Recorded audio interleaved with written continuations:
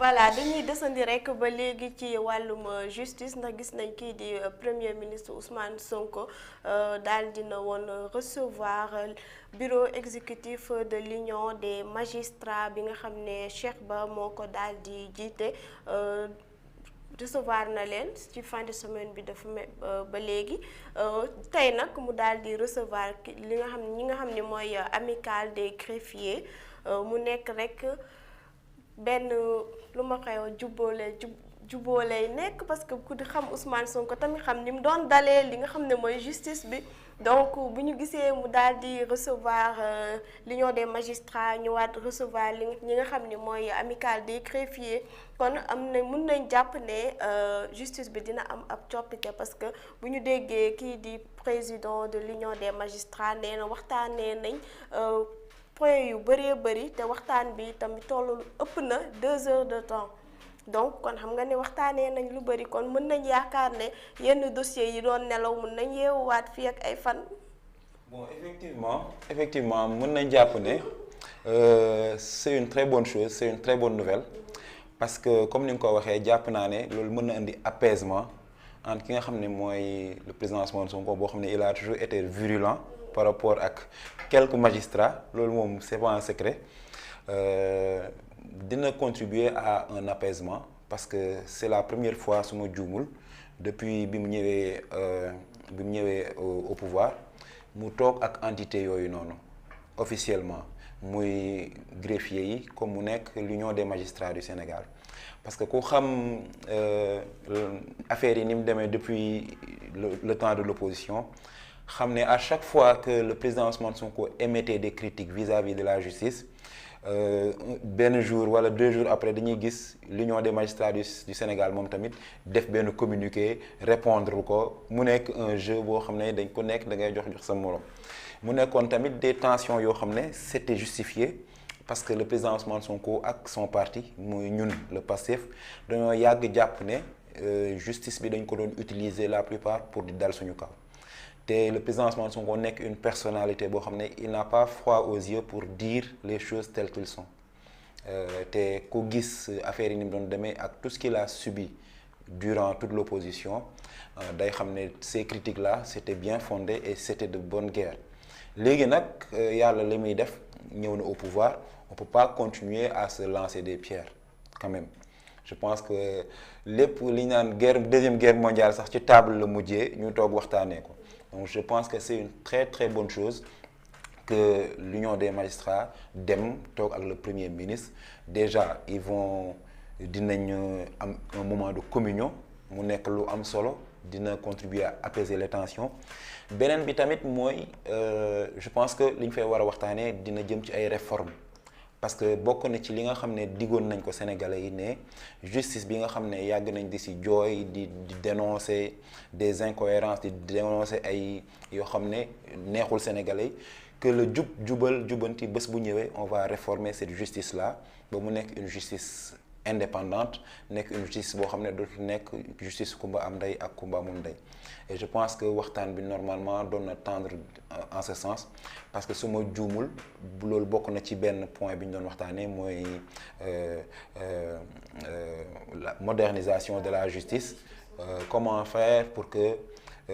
li ñuy constater ci ay les longues détentions ak détention préventive yi nga xam ne nit mën na la jàpp en 2021 nga toog ba 2024 tu n'as pas de procès loolu yëpp ak dossiers yi nga xam ne genre dañuy éterniser wu ci table juge bi parce que tamit les juges qu'on le dise ils sont en manque d'effectifs ku nekk xam na ne le nombre de magistrats au Sénégal doyul le nombre d'instances tamit muy tribunaux yi doyul donc loolu yëpp mu nekk ay points yoo xam ne dañ ko war a jooyante dañ ko war a jubbanti je pense que loolu dina bokk ci li ñuy waxtaane jàpp naa ne tamit le président Ousmane Sonko moom ni ma ko xamee je pense que du toog ak magistrat yi te du leen soññaat lu jëm ci wàllu indépendance de la justice parce que dafa nekk lu am solo parce que ñu bëri dañuy wax ni le président Ousmane Sonko bëggul justice li mu bëgg mooy une vengeance te ku xam l'esprit de Pastef, l'esprit patriotique man bokk je suis convaincu que ne sentiment de vengeance animé wul ki nga xam ne mooy le président Ousmane Sonko benn yoon parce que su nekkoon sentiment de vengeance moo ko animé kon heure bii tension ak climat social bi du mel nii mu mel ku nekk gis na rencontre yi ñu am ci coupe d'Afrique bi ñu ko gagné toute l'opposition a été conviée à la cérémonie bi ñu ñëwee tamit barki dem di ko indil trophée bi à la primature wax ne nañ jël trophée bi yóbbul ko sax opposants yi donc kooku je pense que nekkul ci logique ou vengeance mais une justice indépendante dafa am solo comme ni ma ko waxee tantôt dans mes propos il ne peut pas avoir de paix là où il n'y a pas une justice indépendante te justice indépendante su amul rek nit ñi nga xam ne mooy les justiciables dootuñu am cette confiance déjà pour dem vers la justice pour se faire pour ñu lijjanti seen problème wala seen ay litige te pire les gens pourront essayer de se faire justice eux-mêmes te loolu ku nekk xam na ne c'est catastrophique pour un pays bu ñu demee ba nit ñi ils n'ont plus confiance en leur justice di dem di ut yeneen voies et moyens pour régler leur contentieux donc je pense que yooyu yëpp dina nekk ay points yoo xam ne war nañ ko fa aborder et que buñ ko waxtaanee fexe ba ñoom ñëpp ñu arrondir les angles ñu xam ne man li ma gëm président Ousmane Sonko amul benn intérêt di dal ci kaw justice bi pour dal ci kaw justice bi mais on se le dit dans la justice il y a des magistrats yoo xam ne c'est des magistrats incorruptibles ñoo xam ne xam nañ leen Sénégal yi siiw nañ te loolu depuis Mathusalem ku nekk xam na fi turu juge yoo xam ne wala des hauts magistrats yoo xam ne seen tour c'est resté dans l'histoire ku mel ni tey jii le juge Kéba Mbaye ba léegi dañ koy waxtaanee ba léegi dañ koy jàngale parce que c'était un exemple de droiture un exemple d'équité suñu actuel magistrat yi nag ci loolu lañ leen di woowuñu leen aska ñu faral politicien bi woowuñu leen aska ñuy nangu ay dessous de table woowuñu leen aska ñuy nangu de se faire corrompre par un tel ou un tel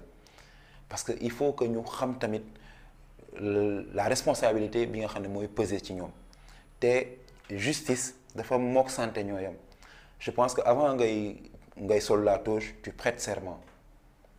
ak président de la République da ngay waat ne tu vas respecter les textes et que tu vas rendre des jugements qui sont équitables loolu da nga koy waat kon waat boobu waluñ ko jël à la légère te képp koo xam ne tey jii nii ñëw na taxaw à la barre war na sentir cette sécurité là parce que yow déjà booy dem en procès par exemple man may dem en procès ak koo xam ne leer na ma c'est un milliardaire wala moo ëpp moyen déjà je cogite parce que je me dis que genre il peut acheter un juge il peut acheter mën na def loo xam ne tey jii nii ma tooñ ak ma ñàkk tooñ du ma gis sama bopp te loolu tant que mu ngi peser ci xelu justiciable bi c'est un problème donc lépp lu ñu war a mën a def pour renforcer la justice pour que ñu am tous les moyens à leur disposition pour faire correctement leur travail je pense que le premier ministre dina leen ci jàppale mais en contrepartie tamit si on te met dans les bonnes conditions pour travailler yow tamit tu dois être digne de ces conditions là nga bañ a xool dara bañ a xool carrière bañ a xool alal bañ a xool dara nga fexe sa aqulaay taala boo demee ba ñu indi la nit nga war ko nga àtte ko ci sa aqulaay taala bu mérité 2 ans de prison nga dóor ko 2 ans de prison boo gisee ni kii c'est une personne boo xam ne tey yàlla mën a dogal su ma ko avertir bu génnee du ko defaat que c'est pas un récidiviste nga avertir ko may ko sursis mu dem ki war a am bracelet ki war a am liberté ñu bañ ko def justice su kumba am ndey ak kumba amul ndey parce que encore une fois loolu moo fi indi woon toutes les tensions politiques en 2021 bëgg jël justice bi rek dóor ko ci benn nit au détriment d'autres loolu jàpp naa ne sénégalais am nañ fulla ak fayda boo xam ne loolu je pense que dootuñ ko nangu donc je pense que sur cette visite loolu laa amoon lu ma siy wax et que pour man c'est une bonne chose ñu def ko et que di ñaan rek lépp loo xam ne ñoom waxtaanee nañ ko fa mu nekk loo xam ne njëriñu sénégalais yëpp lay doon ñëpp profité wu ci parce que tamit justice bi bu nekkee justice équitable je pense que ni investisseurs yi dañuy nekk en confiance nit ñi nga xam ne tamit ils vivent dans la société dañuy nekk en confiance et que lépp day gën a baax rek